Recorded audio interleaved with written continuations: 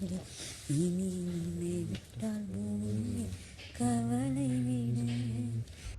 Big பாஸில் பார்த்தீங்கன்னா இந்த புள்ளிங்க இங்கே இன்னும் உயிரோடு தான் இருக்குது. பார்த்தீங்கன்னா மாயா, பூர்ணிமா, விஜய், நிக்சன் இவங்க 4 பேருமே சொல்லி நெஞ்சம் உண்டு நேர்மை உண்டு அந்த பாட்டுக்கு அதுங்க பாட்டுக்கு டான்ஸ் ஆடுதுங்க. அதை வந்து கிறிஸ்மஸ்க்காக செலிப்ரேட் பண்ணுறதுக்காக பண்ணுதுங்க போல இருக்கு.